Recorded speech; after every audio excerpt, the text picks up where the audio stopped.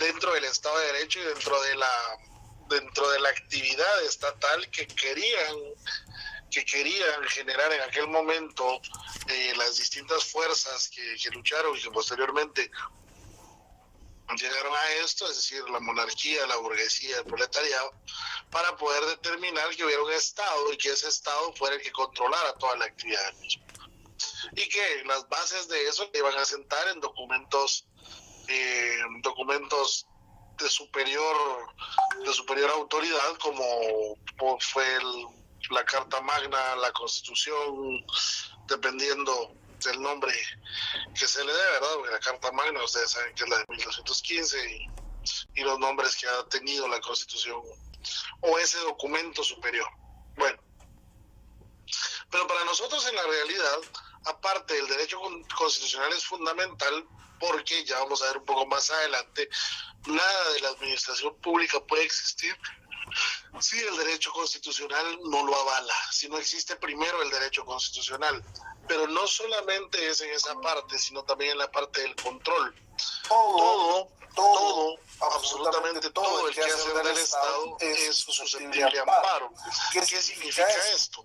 Bueno, que el control constitucional va a desarrollarse sí y solo sí, y definitivamente dentro del marco constitucional, y la forma de controlarlo es la misma Constitución o los mismos remedios constitucionales, como son el amparo, la inconstitucionalidad en caso concreto.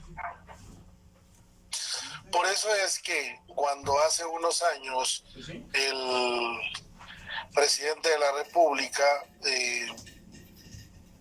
Jimmy Morales, decide sacar del país a la CICIG y decide declarar non grato a Iván Velásquez, hoy flamante ministro de Defensa de Colombia. No estoy metiéndome si fue buena o mala la decisión, simple y sencillamente estoy mencionando que cuando él toma esta decisión es sometido por la vía del amparo al control de la Corte de Constitucionalidad, y la Corte de Constitucionalidad determina que el acto administrativo en el que el presidente de la República decide declarar non grato y por lo tanto prohibirle el ingreso al país a este señor es inválido, toda vez que, fíjense ustedes, la Constitución establece que el presidente de la República siempre va a actuar en Consejo de Ministros o por lo menos respaldado por uno de ellos.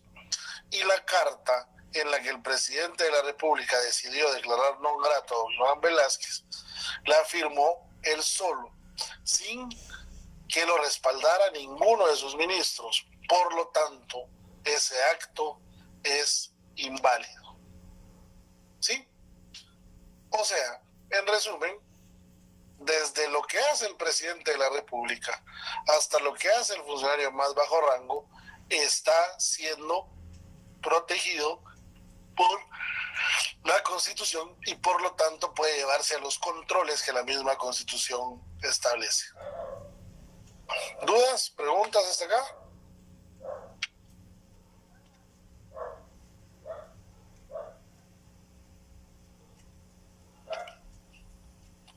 ¿No? ¿No hay preguntas o no me está oyendo nadie? Todo claro. Escuchamos muy claro. Todo claro que Bastante, gracias. Okay. Perfecto. De las demás ciencias, ustedes ya lo dijimos, estudio en casa, ¿verdad? Continuamos. Fuentes del derecho administrativo. Aquí vamos a entrar en una zona bastante extensa del derecho administrativo que es fundamental para el entendimiento de ustedes y es básico. De las fuentes históricas no voy a hablar tanto porque ya hablé de la historia del derecho administrativo, ¿verdad? Ya hablamos de cómo la Revolución Francesa influye, de cómo muta el Estado hasta llegar a las grandes guerras y luego cómo muta el mundo entero a raíz de estas y cómo se crea el Concierto de Naciones con la Organización de las Naciones Unidas. cómo se van reconfigurando los estados a partir de ese momento y cómo surge el derecho administrativo como esa necesidad de proteccionismo del Estado hacia los habitantes de la República. Bueno, todo eso ya lo estudiamos. Entonces, las fuentes históricas, pues ya todos sabemos que son todas aquellas circunstancias históricas o en el devenir de los tiempos que provocan cambios en la administración, que provocan cambios, en este caso, en el derecho administrativo y en las normas administrativas. Los momentos históricos, cómo van provocando estos cambios, ¿verdad? No es lo mismo la normativa que existía en tiempo de Jorge Ubico, que era una ciudad y un país totalmente rural, totalmente distinto a lo que tenemos ahora, ¿verdad? Los momentos históricos son totalmente distintos. Bueno, ya sabemos nosotros que las fuentes históricas son estas. Las fuentes materiales en el derecho administrativo son muy importantes. Todos los datos biológicos, los datos sociales, los datos geográficos, datos económicos, datos políticos, datos culturales, datos espirituales, se van sumando para crear y provocar nueva normativa en derecho administrativo. No hay, señores, no hay una circunstancia de vida, es decir, una circunstancia biológica, social, geográfica que no afecte al derecho administrativo en cualquiera de sus ramas. Y el gran ejemplo lo estamos viviendo nosotros desde el año 2020 en el tema de la pandemia, ¿verdad? A partir del surgimiento de la pandemia, que en principio nos generó datos biológicos, ¿verdad? Porque fue un tema biológico. Nos ha generado temas sociales, temas económicos, temas políticos, ya ha cambiado los temas culturales. Yo le decía en la sección anterior que ustedes no son los mismos estudiantes que nosotros fuimos o que eran apenas hace 3 años, es decir, quienes están hoy en este curso, la gran mayoría estaban en primer semestre cuando empezó la pandemia, ¿sí? Muchas cosas culturales, económicas, sociales que vivimos o que viven los sancarlistas y que es lo que tanto hemos pregonado, hoy no existen, ya no se dan o no son como eran antes, ¿verdad? El pelear por un escritorio en el S2, como nos tocaba a nosotros, el tener que sufrir con los salones llenos, con el horario de clases, ese ya no es un problema para ustedes. Pero sí, ustedes tienen otros problemas distintos, como por ejemplo el tema de la conectividad, el tema de llegar a tiempo a un lugar para poder ver la clase. Para nosotros el celular era un lujo, es decir, importaban las llamadas, no importaba nada más. Hoy por hoy los datos son fundamentales para que ustedes puedan recibir clases, es decir, las necesidades y la problemática cambió en función del derecho, en función de las circunstancias, y eso también afecta al derecho administrativo. Como lo afecta, uso la misma universidad, porque recuérdense que ya se los expliqué, la misma universidad y su quehacer es derecho administrativo. Entonces, el derecho administrativo ha mutado. Por ejemplo, ya no es problema como era antes el verificar firmas en la asistencia para determinar si alguien no falsificó una firma o firmó por otro, que en una universidad privada no es ningún problema, pero que en la San Carlos sí, porque al ser entidad del Estado puede provocar incluso denuncias por falsificación de documentos, etcétera, etcétera. Genera distintas circunstancias por una situación biológica muy grande en el mundo, o sea, no la estoy minimizando, simplemente estoy diciendo que una circunstancia biológica cambió radicalmente el derecho administrativo, no solo en la San Carlos, sino en todo lo que ustedes ven. Hoy por hoy el transporte público no es el mismo que era hace 4 años, hace 3 años. Toda la administración pública no es, el registro de la propiedad no es igual, en la municipalidad no trabaja igual, Ninguna institución trabaja igual a como trabajaba hace 3 años. ¿Dudas, comentarios?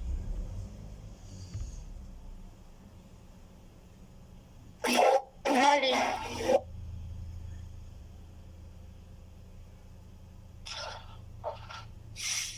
Ok. ¿Alguien más que quiera comentar sobre este tema? Para que nos queden claras las fuentes materiales, ¿verdad? ¿Qué son las fuentes materiales? Lo tenemos claro entonces. Las fuentes materiales son todos estos datos que nos han provocado cambios en la administración pública. A nosotros veníamos de lo que sucedió en el terremoto, en la firma de en la entrada a la democrática, la firma de la paz. Esos eran los movimientos que habían hecho grandes cambios y hoy por hoy el tema de la pandemia. Todo esto provoca cambios en la administración pública y por lo tanto cambios en el derecho administrativo. ¿Ok? Bien. Ahora vamos con las fuentes formales del derecho administrativo. Nosotros cuando hablamos de fuentes formales del derecho hemos hablado de las principales que son la ley, o sea, las normas jurídicas. ¿Qué más?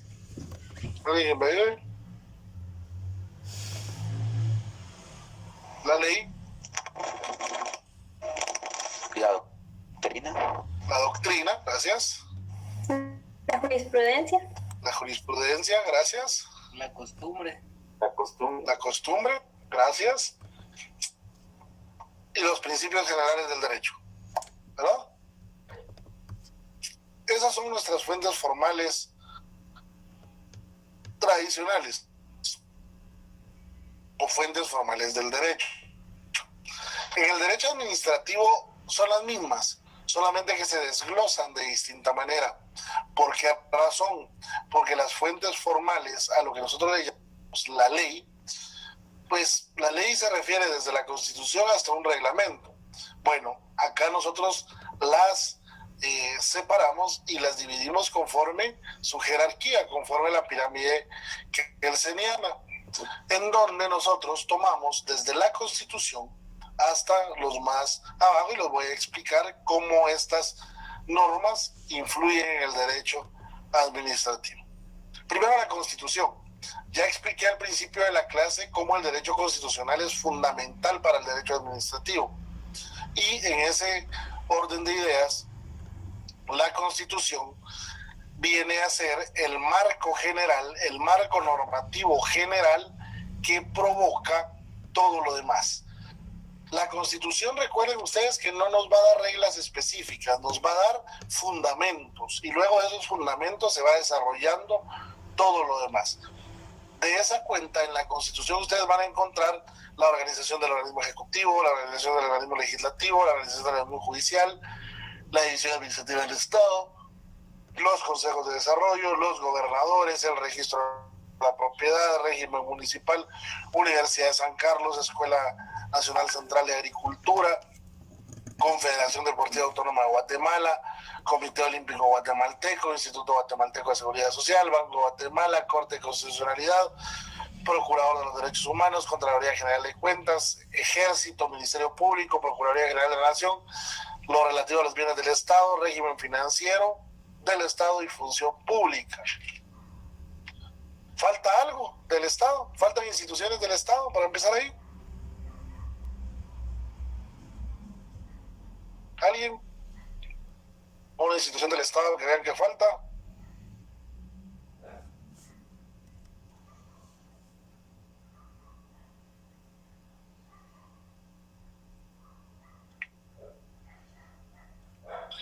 ¿Alguien, por favor? Las descentralizadas. ¿Cuáles? Dígame una. La Universidad de San Carlos, la Confederación Deportiva Autónoma de Guatemala. Esas sí están ahí. Esas sí están ahí, pero sí faltan descentralizadas, tiene razón, pero la Universidad de San Carlos, aquí está, Confederación Deportiva Autónoma de Guatemala, aquí está. ¿El Instituto de la Defensa Pública Penal? El Instituto de la Defensa Pública Penal. Muy bien. Uno. Otro. La PNC. Muy bien. Falta la PNC. Muy bien. Walter.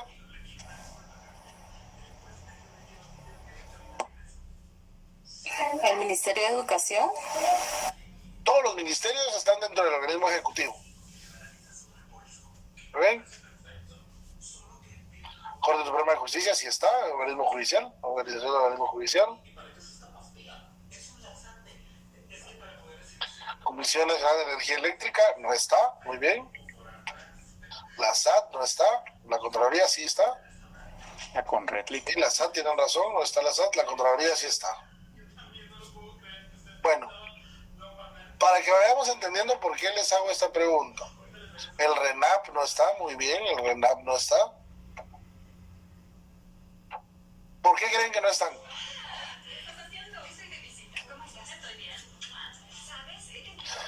No es porque sean inconstitucionales. No están por el simple hecho que cuando la Constitución se creó, estas entidades no existían. Pero la función que realiza sí existía. Y la función, ¿sí?, es la que establece la Constitución y le da el paraguas, el parangón a la entidad para que pueda existir y pueda establecerse. Por ejemplo, no está el RENAP ni el registro de personas jurídicas, porque en ese entonces quien realizaba esa actividad era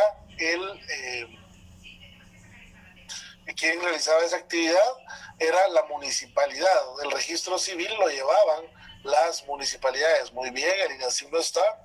El Tribunal Supremo Electoral no está en esta lista, pero sí está en la Constitución, aunque recordemos que el Tribunal Supremo Electoral tiene una ley de carácter constitucional que lo avala.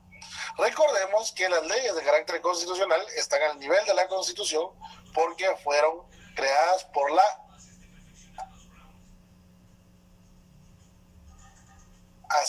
Asamblea Nacional Constituyente.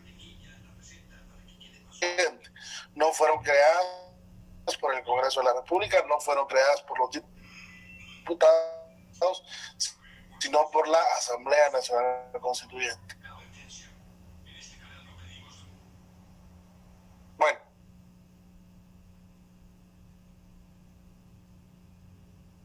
repito, las actividades sí existen en la Constitución. Claro, en la gran actividad de la búsqueda del bien común cabe enrolar cualquier institución que sea necesaria para ello.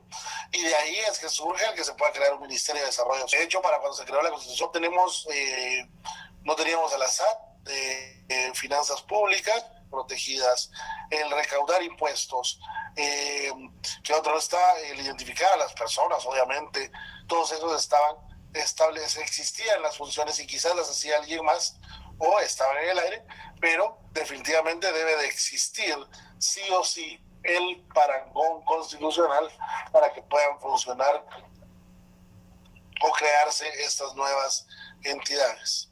No sé si me van entendiendo. Sí, licenciado. Sí, Sí, licenciado. licenciado. Gracias. Bien, como tarea, esta sí ya es tarea para el próximo, para empezar a hacer puntos para el segundo parcial, como les dije en su momento.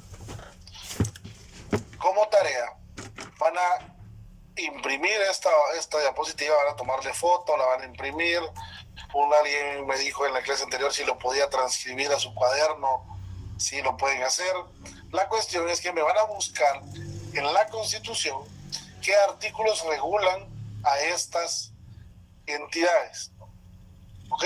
A cada una de esas entidades o actividades dentro de la Constitución. Puede ser que esto esté en Google si lo quieren buscar, pero yo les pido que por favor la hagan y sean honestos al hacerla, porque eso les va a dar manejo de leyes, que ustedes empiecen a manejar su Constitución y sepan encontrar dónde está cada cosa.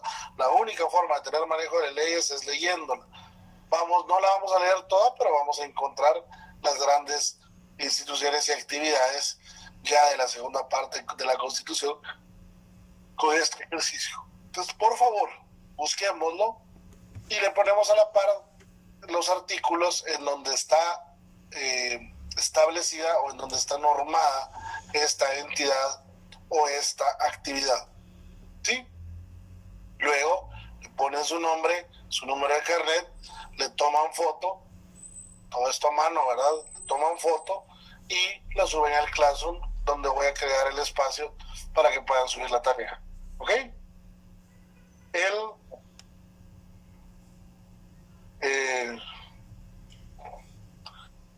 El plazo para esta tarea es al día lunes.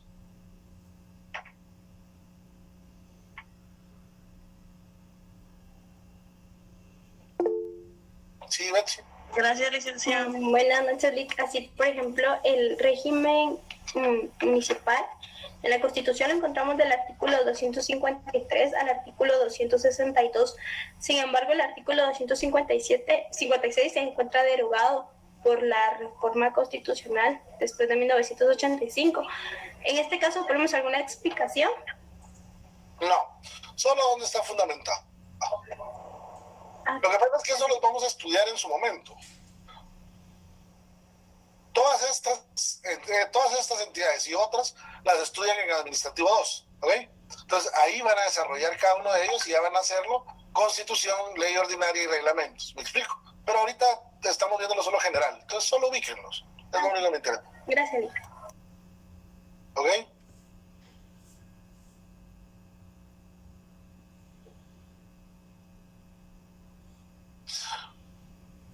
Exactamente, únicamente el nombre de la institución o actividad, porque por ejemplo abajo dice bienes del Estado, esa no es una institución, es una actividad, ¿verdad?, de la administración de los bienes del Estado, y los artículos, nada más. ¿Ok?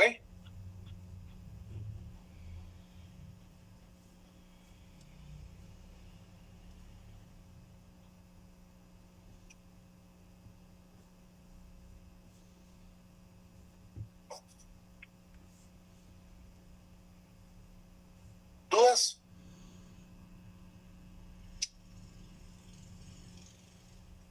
Todo Lic. Ok, perfecto. Continuemos entonces.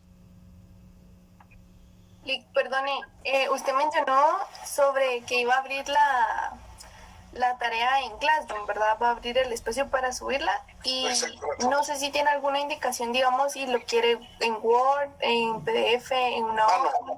A mano. A mano. Por eso le decía, le toman foto. Ok. No importa si es en línea o en blanco. No importa. Ok. Pero que quiero que estén las actividades o instituciones y el artículo a la par. No importa si esta hoja la imprimieron de así como está la diapositiva y solo le pusieron a mano a la par, o si le hicieron toda a mano, decisión de ustedes. Yo lo que necesito es nada más que lo busquen y me pongan los artículos a la par. ¿Ok?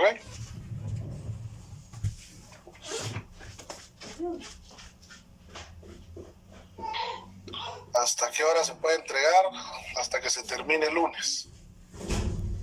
¿Ok? Lunes a medianoche. Bien. Continuamos.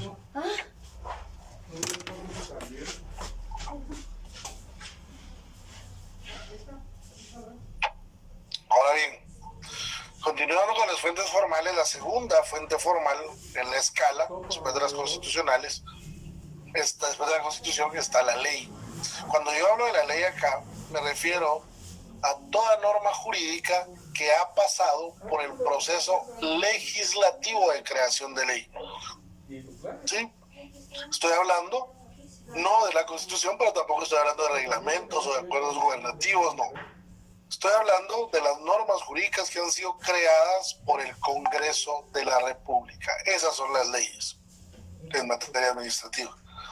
Estas leyes en materia administrativa son aquellas que se planteó la iniciativa de ley, bueno, ustedes ya lo saben, desde el derecho 1 o derecho 2, ya ni me acuerdo, pasado por todo el proceso de formación de ley, que empieza desde que se presenta la iniciativa de ley, desde las instituciones que tienen iniciativa de ley, se presenta en el Congreso la traslada, el Pleno del Congreso la traslada a una comisión, esta comisión emite dictamen, o estas comisiones, dependiendo de los temas que traten, emiten dictamen, posteriormente regresa al Pleno, es aprobado en 3 lecturas, redacción final y por artículos, es trasladado al presidente de la República, el presidente tiene la opción de vetarla o sancionarla, si la sanciona, la manda a publicar y entra en vigencia. Si no la sanciona, la veta y la devuelve al Congreso de la República para que el Congreso de la República o acate lo que dijo el presidente de la República, obtiene la posibilidad con mayoría calificada de mandarlo a publicar al Congreso, y si es así, pues se entra en vigencia, ¿verdad? Se publica y entra en vigencia. Esas son las leyes a las que me refiero en este momento. Estas leyes son la segunda escala en la pirámide kelseniana y por lo tanto son las siguientes. Acá ya estamos hablando de leyes que tengan las siguientes características. Primero, que es una norma de carácter general, es de aplicación para todo el territorio del país, para toda la población que vive dentro del país. No hay leyes ad hoc, no hay leyes creadas para un grupo específico. Ustedes me van a decir, sí, pero por ejemplo la ley, las normas de importación solo aplican a los importadores. Sí, pero si usted está dentro del país y quiere hacer importación, va a necesariamente aplicársele esas normas. Si usted trae mercadería para vender por medio de furgones, sea por mar, por tierra, por aire, no, por aire no son furgones, pues, pero como traigan la mercadería, ingresa al país y paga un impuesto. Si usted va de vacaciones y ve que hay cosas que puede venir a vender, igual tiene que pagar el impuesto de importación. Por eso es que ustedes ven en el aeropuerto que le revisan las maletas y si encuentran mercadería que puede ser susceptible a actividad económica, le van a cobrar el impuesto de importación, porque la ley es de carácter general. Todo aquel que vaya a realizar una actividad comercial debe de pagar estos impuestos. ¿Ok? Es impersonal, porque no va dirigida a persona alguna, va dirigida a todos, repito, no es para una persona, es para todo el conglomerado. Es obligatoria.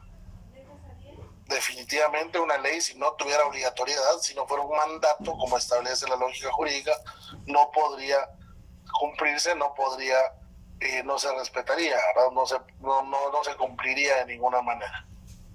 Es de carácter permanente, las leyes normalmente son de carácter permanente, no son creadas para un lapso corto de tiempo, sino son creadas para la permanencia o para lapsos grandes.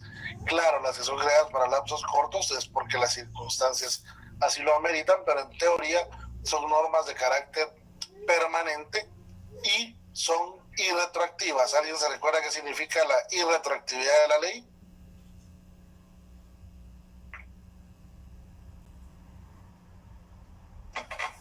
Que no se puede condenar, que no se puede aplicar después de haber sido condenado. Eso es en penal, pero... Que no se puede aplicar antes de aprobar. Exactamente, que no se puede aplicar a un hecho anterior a que la ley fue aprobada. ¿Sí? Salvo en materia penal y cuando favorece al reo.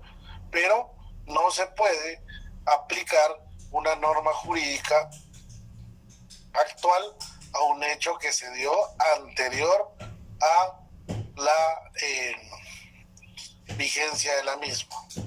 Si, por ejemplo, el Congreso de la República, no sé si recuerdan, no sé en qué año fue, pero fue el primer año de la pandemia, que el Congreso de la República exoneró del pago del 50% del pago del impuesto de circulación de vehículos. Y hubo gente que preguntó, ¿y qué pasa en mi caso que yo ya había pagado? La ley no es retroactiva. Si usted había pagado, pagó con las reglas de ese momento. Si usted pagó a partir de que se aprobó esa normativa, entonces usted seguramente fue exonerado de ese 50%. ¿Me explico?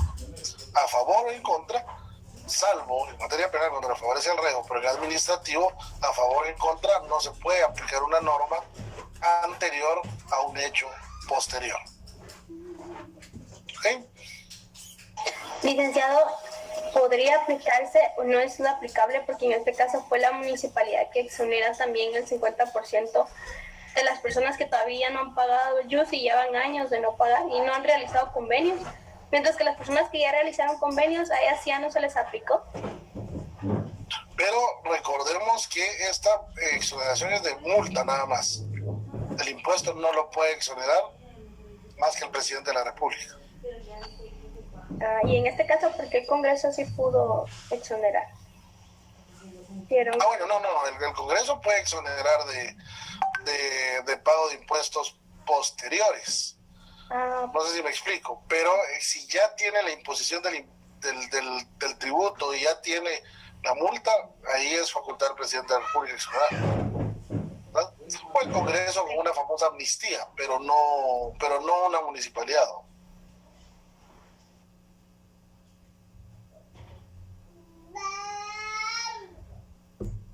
Una reforma al Código Penal, salen todos los delincuentes, dice. Hay dos casos que no son administrativos, pero al final nos sirven de ejemplo. Cuando se crea la ley contra la delincuencia organizada, creo, en la redacción final iba que quienes hubieran cometido el delito en delincuencia organizada, es decir, en contubernio 2 o más personas, se les aplicaría 2/3 partes de la pena. Así como lo estoy diciendo, se entendía que en vez de aplicarle 9 años, le iba a aplicar 6 porque lo hizo en delincuencia organizada. O sea que si lo hizo en delincuencia organizada, mejor, porque entonces va a ser menos la condena. Y sí, ya habían muchos preparando los documentos, muchos abogados, para pedir la reducción de condena de sus clientes a 2/3 partes en virtud de esa normativa.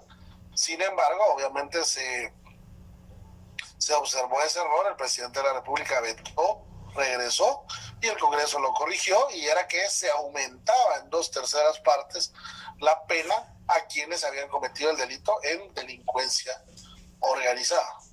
¿Sí? Ese es un momento en donde estuvo a punto de aplicarse ese tema, ¿verdad?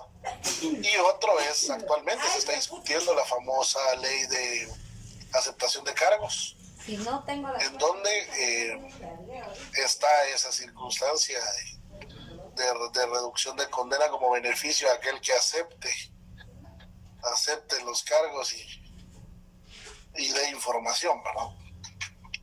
Esperemos a ver qué sucede, pero provocaría que todos los que están adentro y puedan ser beneficiados por esa ley puedan plantear sus solicitudes para que se revise su caso específico. Claro que sí, por la retroactividad de la ley en materia penal, pero solo en materia penal. Yo regreso un poquito a lo que la compañera mencionó respecto a la del IUCI. Yo había escuchado sobre que después de 5 años, pero no entiendo si es sobre lo de la multa o si es en sí el IUCI, porque lo escuché una vez, pero no lo comprendí muy bien. Bueno, eso es prescripción. El derecho del Estado a cobrar impuestos prescribe a los 4 años de que se generó el impuesto.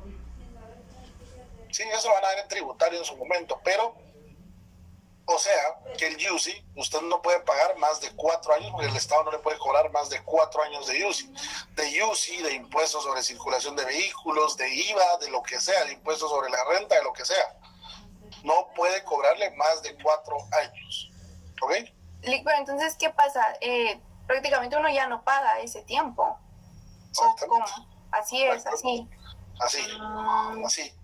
Entonces mejor esperamos los 4 años, los 5 años. El problema es que igual sigue generando. Exacto.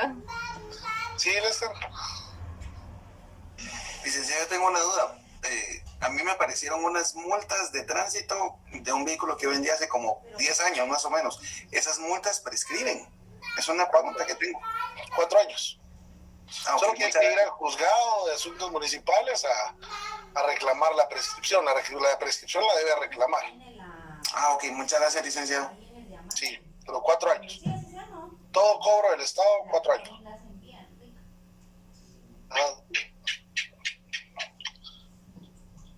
No es evasión de impuestos. El Estado no le cobra. El Estado en esos 4 años a la compañera le pudo haber iniciado un económico coactivo, pero si no lo hizo. En materia civil, si a usted no le cobran la tarjeta de crédito en 5 años, prescribe el derecho de la empresa de cobrarle.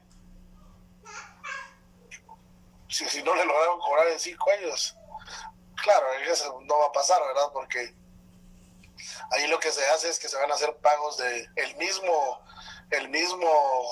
compañero, el mismo cobrador, que el mismo agente, algunos lo sabrá, ¿verdad? Que tiene la cuenta, cada año va a actualizar. Si ya lo tienen demandado, pues ya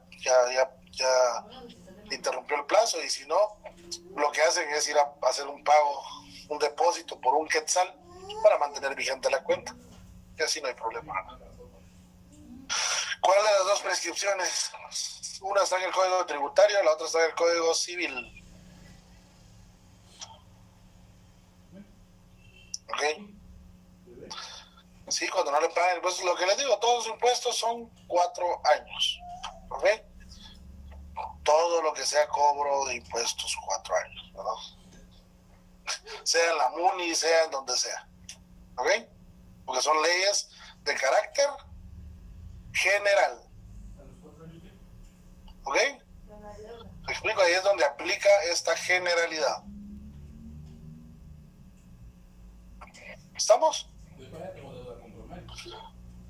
Bien, continuemos. Clases de leyes administrativas. Existen leyes orgánicas y leyes reglamentarias.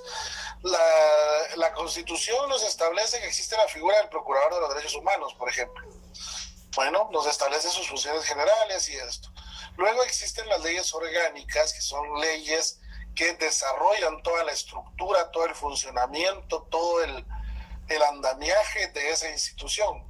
La ley orgánica de la SAT, la ley orgánica del Ministerio Público, la ley de la Procuraduría General de la Procuraduría de Derechos Humanos, en donde ustedes van a encontrar cómo está estructurada la institución y qué funciones generales tiene cada uno. Estas son las leyes orgánicas.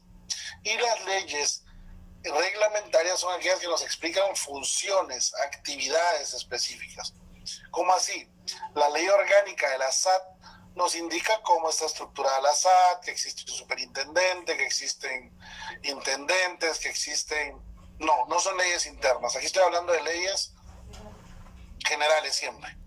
¿Ok? Son leyes, las orgánicas, sigo diciendo, donde está toda la estructura y todo el funcionamiento en general. Luego, la prestación de un servicio específico, por ejemplo, la ley del IVA, sería una ley, por decir así, reglamentaria, porque es una ley que nos va a dar las normas de cómo cobrar el IVA, quiénes deben pagarlo, quiénes no deben pagarlo, cómo distribuir ese dinero. ¿Me explico? No se encarga de la estructura de la institución, sino de las actividades que están. No las confundamos con los reglamentos. Los reglamentos se los voy a explicar después. Las leyes reglamentarias sí tienen reglas de funcionamiento, formas, modos de cómo deben desarrollarse. Muchos reglamentos tienen eso.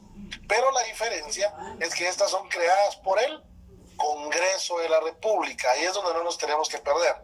Son leyes creadas por el Congreso de la República. Hay una ley que se creó el año pasado para la simplificación de trámites, ¿verdad? Esta ley es una ley reglamentaria que se va a aplicar en todas las instituciones del Estado para hacer más rápidos y más ágiles todos los trámites. Pero esta ley es una ley ordinaria, muy bien, una ley creada por el Congreso de la República. No es un reglamento. El reglamento se los voy a explicar la próxima clase. ¿Ok? Este tiene categoría de ley, o sea, es superior. ¿Dudas? Licenciado, a mí sí me entró la duda. Las leyes reglamentarias las crea el Congreso, ¿correcto? Y por eso es que son leyes ordinarias. Así es. Pero ¿es correcto decir leyes ordinarias o siempre debo decir reglamentos? Porque la pirámide aparece en reglamentos. No, los reglamentos están más abajo. ¿Y cuál es la diferencia entre estas leyes reglamentarias y los reglamentos? A eso se los voy a explicar en la próxima clase. Pero lo fundamental es esto, que estos están creados por el Congreso de la República y los otros los va a crear cada institución, cada dependencia de acuerdo a sus necesidades. Como el Ministerio de Trabajo que crea el reglamento para desarrollar lo de la edad mínima Exactamente, como la ley, como el reglamento que establece las cuotas en el ICS, como el reglamento, desde el reglamento más sencillo, por ejemplo, la ley ordinaria establece que es reglamentaria porque establece normas, la ley de contrataciones del Estado nos va a explicar cómo se hacen las compras en el Estado, ¿sí? Pero luego, cómo se desarrollan en la institución específica, debe de haber un reglamento específico para las compras de esa institución. ¿Me explico? Licenciado, una pregunta. La ley reglamentaria es esta. Así es, Ilevaldo. Justamente cada institución crea su forma de administración. ¿Qué manda? ¿Quién me habló, Gabriela? Una diferencia de estas leyes ordinarias y estos reglamentos puede ser que, no sé si los reglamentos también son publicados en el diario oficial. Sí, todos son publicados en el diario oficial. Ok, gracias. Pero por eso les digo, no nos hagamos bolas en eso. Ahorita entendamos que las reglamentarias son creadas por el Congreso de la República. El miércoles que les enseñe qué son los reglamentos, ahí establecemos las diferencias. Pero primero entendamos qué es cada uno, ¿verdad? Para entonces poder establecer las diferencias. ¿Ok? Ahorita no nos preocupemos por eso. Ya el miércoles vemos qué son los reglamentos. ¿Ok? Gracias, licenciado. Ok. Bueno. Luego tenemos, no olvidemos este parrafito, la ley en Guatemala es la fuente formal principal del ordenamiento jurídico y por ende del derecho administrativo. Luego están los tratados internacionales. Tratados internacionales ya saben ustedes que están, bueno, ese es nuestro gran conflicto, ¿verdad? Derecho constitucional. Los tratados internacionales están sobre la Constitución, están a la par de la Constitución, están abajo de la Constitución. Para mí es muy simple. Es mi criterio y ustedes pueden hacer su propio criterio. Los tratados internacionales, lo que sí es importante es que sí son fuente de derecho administrativo. Los tratados internacionales, para mí, están debajo de la Constitución, que son, es decir, que son normas ordinarias por una simple y sencilla razón, por una situación eminentemente formal. Para que un tratado pueda entrar en vigencia, es aprobado por el presidente de la República, pero debe ser ratificado por el Congreso de la República. Cuando se ratifica por el Congreso de la República, se ratifica por medio de un decreto. ¿Y qué es un decreto? Una ley ordinaria. Entonces, pasa a formar parte del conjunto de leyes ordinarias del país. ¿Sí? Esa es la razón por la que yo lo entiendo como ley ordinaria a un tratado. Pero la Constitución me dice que los tratados en materia de derechos humanos tienen preeminencia sobre el derecho interno. ¿Cuál es el derecho interno para mí? Todas las leyes ordinarias para abajo, no la Constitución. Porque la Constitución es el pacto de país, es el documento supremo, no puede estar ni a la par ni arriba. A la par solamente están las leyes constitucionales. Ley electoral y de partidos políticos, ley de orden público, ley de libre emisión del pensamiento, ¿sí? Esas son leyes que están a la par de la Constitución. ¿Por qué? Porque esas leyes fueron creadas por la Asamblea Nacional Constituyente, igual que la Constitución. Todas las demás fueron creadas o aprobadas por el Congreso de la República. Por lo tanto, están abajo de la Constitución. Ese es mi punto de vista, desde un punto de vista muy formal. Ya habrán otros que hablan que porque los derechos que tratan son derechos constitucionales, está bien, pero estructuralmente para mí hay que ponerlos en un lugar, y los que son normales, que no son de derechos humanos, son leyes ordinarias, y los que son de derechos humanos tienen preeminencia sobre las leyes ordinarias, pero jamás van a estar a la par o superiores a la Constitución. Ese es el criterio mío, ¿verdad? Pero independientemente de eso, que digamos hay que mencionarlo siempre, porque siempre que se habla de tratados internacionales va a salir esta discusión. Los tratados internacionales son leyes son parte de las fuentes formales del derecho administrativo. Y por último, los decretos ley. Los decretos ley, ¿alguien se recuerda qué son los decretos ley?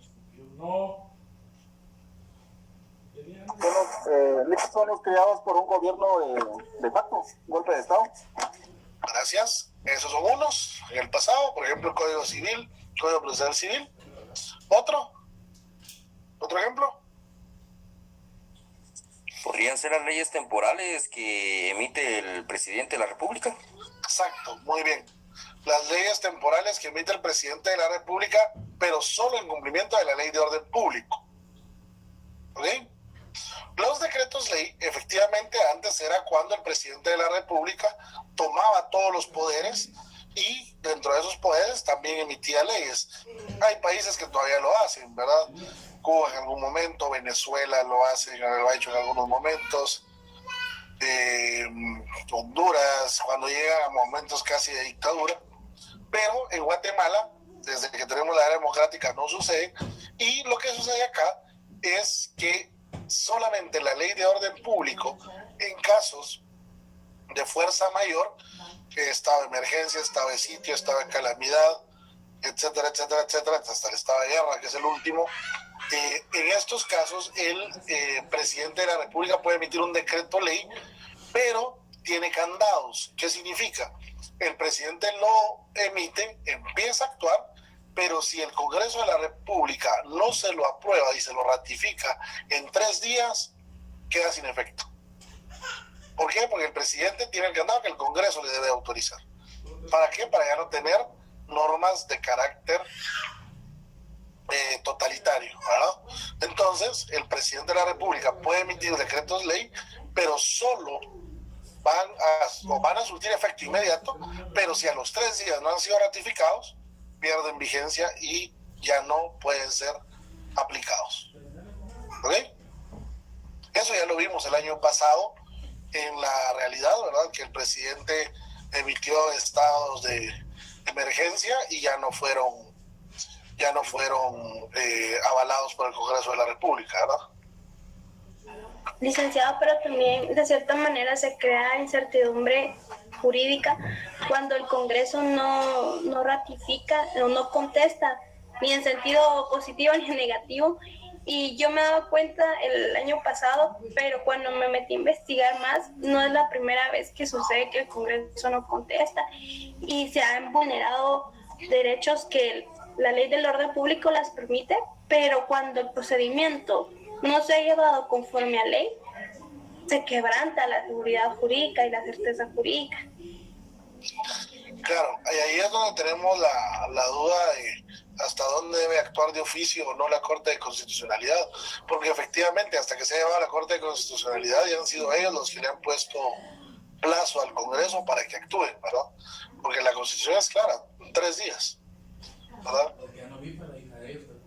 Pero sí, tiene toda la razón. Esos sí han sido atrasos que pues siempre pasan en la parte política.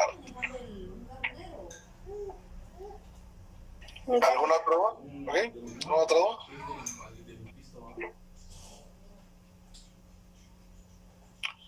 Cuando no conteste. Licenciado, y en este caso sería bueno que el Estado de Guatemala fuera el que resistiera los daños que se pudieran ocasionar. Sin embargo, no vamos a encontrar en ningún artículo de ninguna ley que sea el Estado de Guatemala el que resarza daños, ¿verdad? Pero sí se puede buscar el resarcimiento de los daños, ¿verdad? Recuérdense que tanto en materia penal como en materia civil se pueden reclamar daños y perjuicios y están plenamente legislados, ¿verdad? Ahora bien, que el Estado de Guatemala tenga que ser el que va a resarcir, esa ha sido una discusión que también ha existido porque la Constitución es clara que el funcionario público es responsable de sus actos. Entonces, si el acto surge por la negligencia de un funcionario público, ¿por qué el Estado de Guatemala, que se convierte a todos nosotros, debe pagar por el error que cometió esta persona? Pero también el Código Civil establece que hay una obligación mancomunada cuando es, por ejemplo, entonces También yo sí he visto que muchas instituciones cuando sus funcionarios o empleados públicos cometen alguna ilegalidad, es fácil para ellos despedir a la persona, satanizarla en medio y que a él le caiga la viga, pero en realidad ¿dónde está la obligación mancomunada y la responsabilidad de ambos? Claro, estoy totalmente de acuerdo con usted, ¿verdad? Por eso le digo, debe buscarse de ambas vías, pero ahí es donde siempre eso ya me salgo de lo administrativo, es algo que yo siempre le digo a un cliente cuando llega y me dice, mire, el cuate me estafó. Por ejemplo, me vendí un vehículo y no me lo quiere entregar, por mencionar un ejemplo muy burdo. Mi pregunta siempre es, ¿usted qué quiere? ¿Recuperar el dinero o meterlo preso? ¿Verdad? Porque las vías son totalmente distintas y los caminos son totalmente distintos. Similares a lo que usted dice, efectivamente, si lo que se debe buscar es un resarcimiento, por supuesto que debe ser mancomunado con el Estado y que entonces se busque la forma en que se haga el pago antes que el castigo a la persona. Pero muchas veces lo llevamos por las vías que no son el camino que debería llevarse, ¿verdad? Pero ya es caso concreto para ir entendiendo lo mejor, ¿verdad? Vamos a ir confundiendo a los compañeros con ese tema. Ok, gracias. Ok, perfecto. Bien, compañeros, entonces, si no tenemos ninguna otra duda. No, muy claro, muchas gracias. Perfecto, entonces quedamos hasta acá. Los veo el día miércoles para que platiquemos de los reglamentos. Feliz noche. Gracias, Lidia. Excelente cátedra. Feliz noche,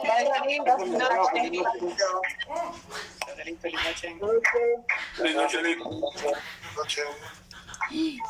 Licenciado, sí tengo una duda, porque la Constitución es clara en el artículo, no estoy segura si es el 44 o 46, cuando dice que no solo los derechos que contempla la Constitución pueden ser adoptados, sino que también los de los tratados internacionales.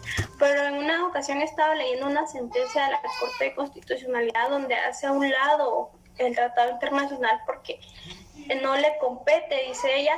Sin embargo, estaban hablando del derecho de no a la discriminación, el principio en el artículo 4 consagrado. Entonces, ¿qué es lo que sucede ahí? Porque a la hora de querer yo plantear un amparo y me rechazan por esto de los tratados internacionales, entonces, ¿en dónde queda? Y era lo que estaba mencionando hoy, que es muy difícil colocar realmente un lugar a los tratados internacionales, porque entiendo que está por encima del derecho interno, más no de la Constitución. Mire, lo que sucede es que aquí estamos generalizando, en la afirmación que usted hace, hay una generalización, ¿verdad? En el caso concreto que usted leyó, que usted vio, se aplicó algo distinto, pero siempre será en el caso concreto. Eso es lo difícil del derecho, digamos. Nosotros como juristas tenemos que entender que siempre debe aplicarse el caso concreto. En derecho, 1 más 1 no siempre es 2, porque la fórmula nunca va a ser igual. Usted no va a aplicar la ley igual en todos los casos. No todos los homicidios, aunque la doctrina dice quien diere muerte a una persona, o el artículo dice quien diere muerte a una persona será sancionado, no todos los homicidios son iguales.